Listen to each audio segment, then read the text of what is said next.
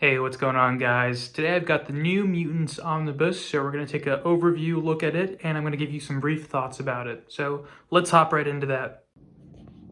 Alright, so here it is in all its glory. As you can see, I went with the DM variant cover.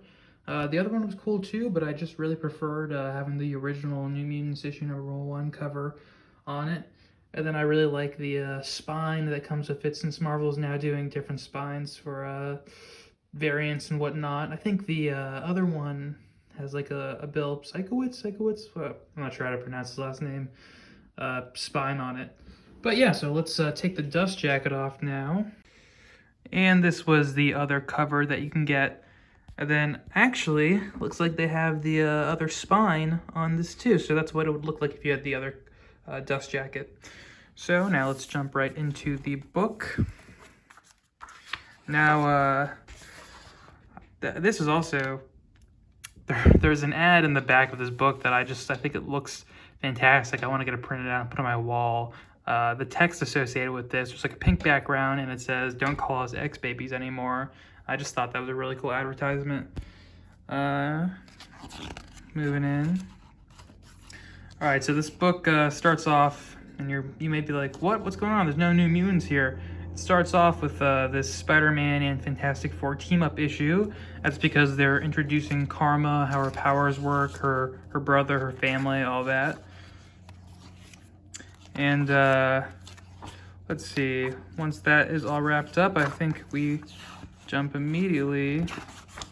Oh, we don't jump. I thought we jumped right into Marvel graphic novel number 4, which is where the New Mutants actually form their New Mutants team, and it's the first appearance of like Sunspot, Rain, Cannonball, etc. No, this is actually X-Men 160, which is the issue in which the X-Men, they go into limbo, and then Illyana Rasputin, Colossus' little sister, she ends up getting trapped and stuck there, and the X-Men, they pretty much, they leave her, not by their own choice, of course, but just circumstance would have it. Yeah, so she's trapped in limbo for pretty much 4 years, I think is what it is, and she meets like these variant versions of the X-Men, and then, eventually she comes back, but she's 4 years older, and she is the magic that we know, Illyana Rasputin. All right, then it's interesting they put that as one of the first issues in here, but I guess that's a good preface to her and what comes later. Because she's not immediately in the New Mutants when it starts. So we got the New Mutants graphic novel, like I said, which introduces Rain and Sunspot, Cannonball,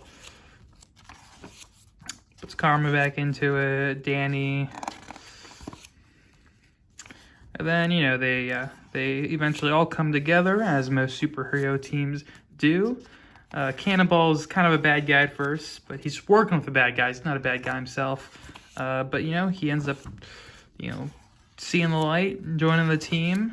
And so, yeah, Xavier's got his new team of New Mutants. And I think what's going on in this time period, this is when, like, the X-Men have, like, faked their deaths. And they're in Australia. Then, like, Kitty Pryde and Nightcrawler are with Excalibur.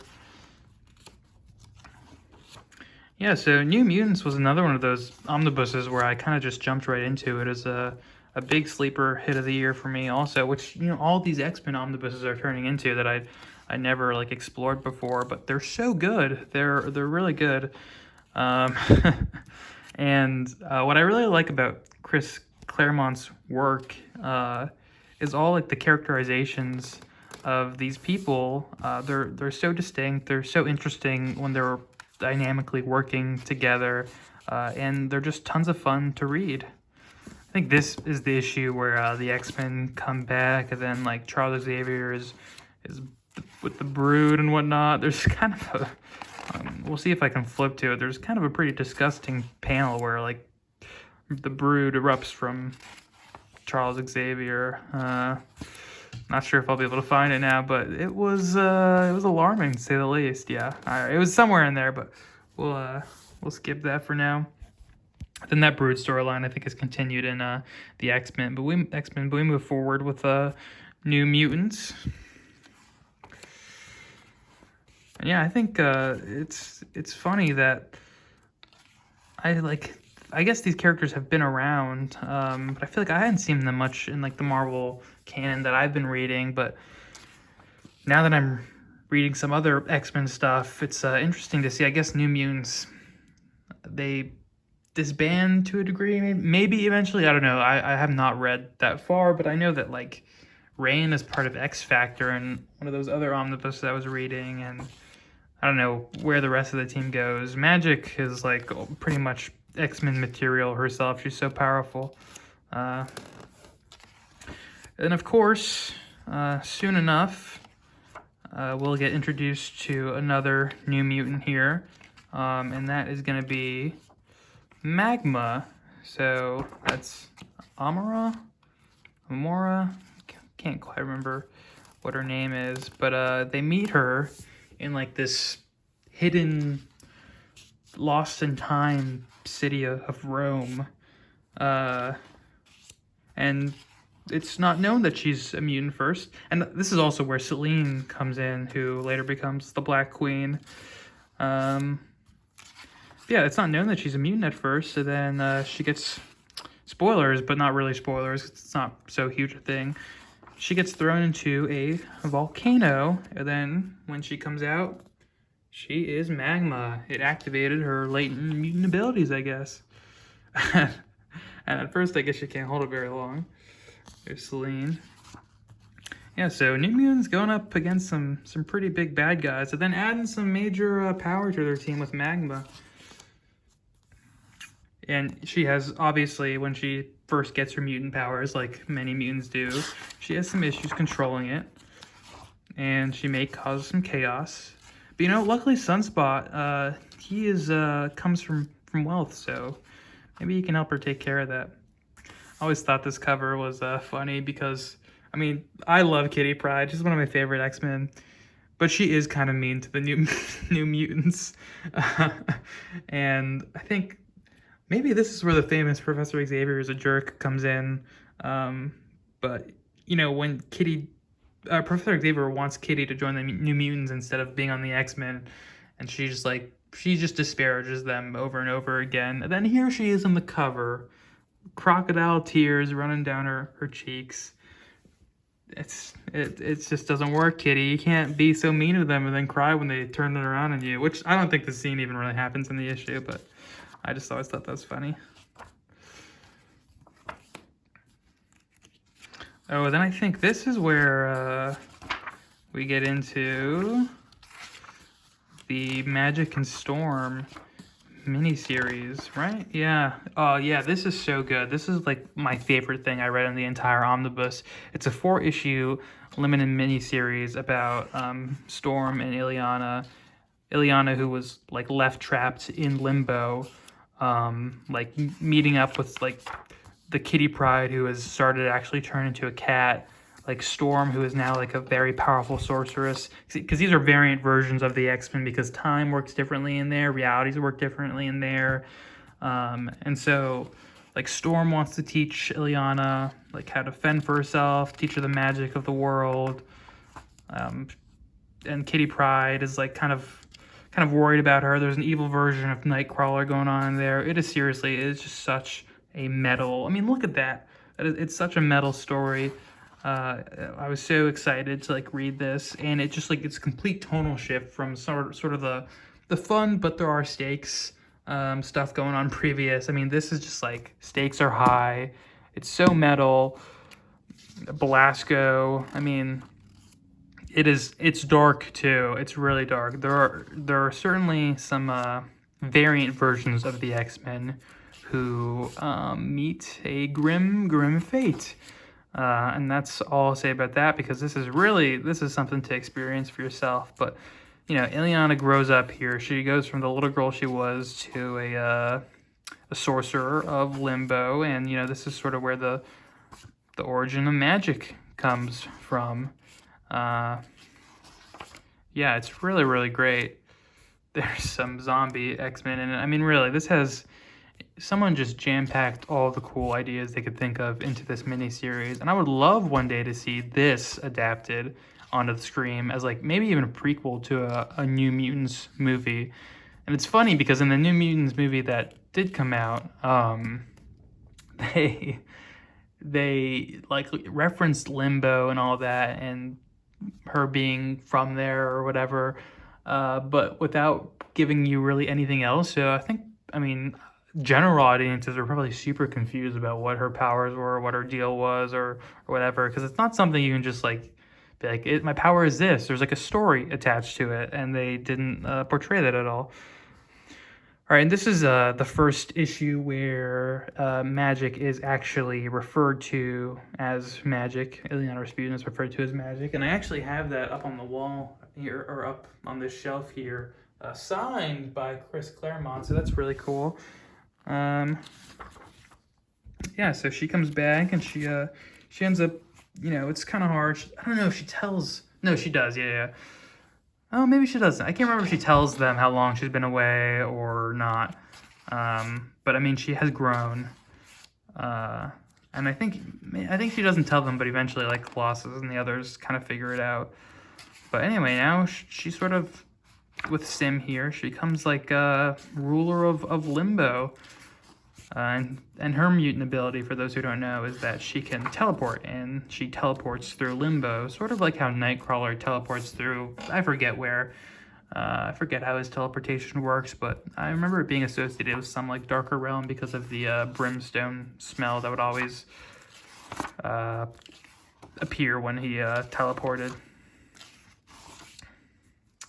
Gotta love some Emma Frost in here. Emma Frost is also... Garfield. Emma Frost is also one of my favorite characters in the X-Men. And, you know, it's kind of a shame it took her so long to become one of the good guys, because I would have loved to have more, like, classic stuff with her in, like, one of the X-Men teams. But that's fine. We'll get her as a bad guy ruling the Hellions. And trying to take the New Mutants... from Charles Xavier and make them Hellions, which is the storyline we're getting into right here.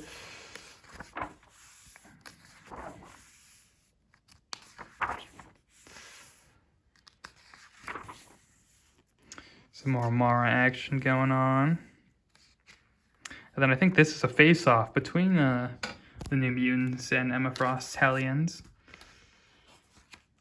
I forget this character's name too, but there's a moment in, I think this issue it is, where, you know, the story's wrapping up, and that character is like more, is her name Catsbane? I don't know. That character is, or like Hellcat, something like that. That character is more, they think they're more cat than human, and Rain is more human than Wolf, and they have this cute moment where they're like face to face in their animal forms, like asking, and this character, let's see.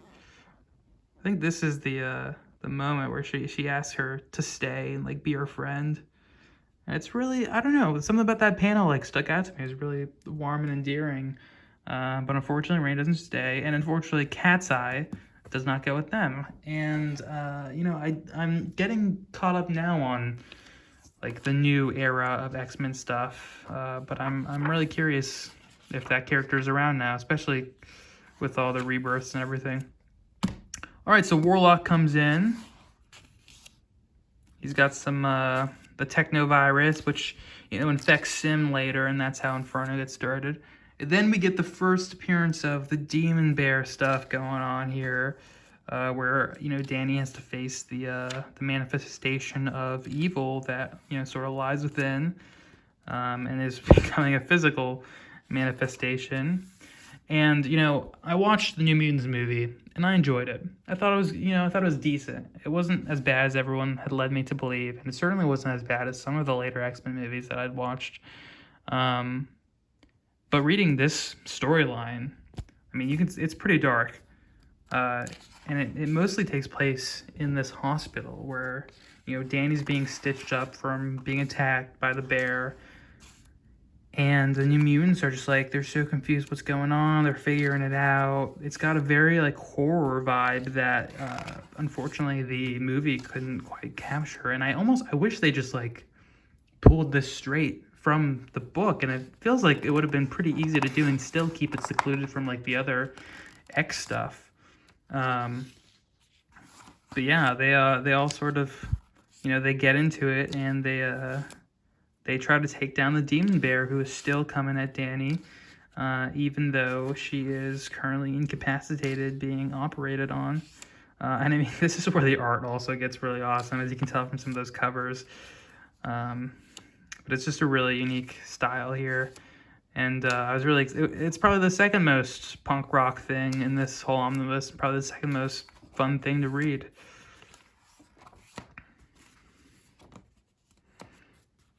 Oh yeah, so then, I forget her name exactly. Is it Lilandra or Leland? Something with an L. It's something with an L. The rock star mutant who puts Cannonball in some promiscuous outfit, and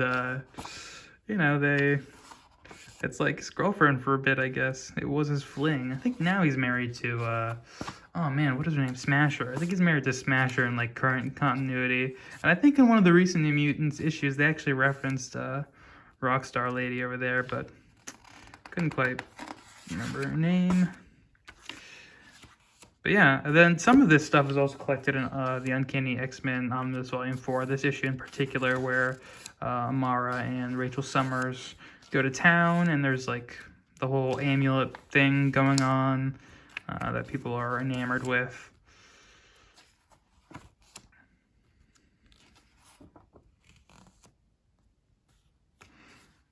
Man, the artwork in this book is so good. I really enjoy it.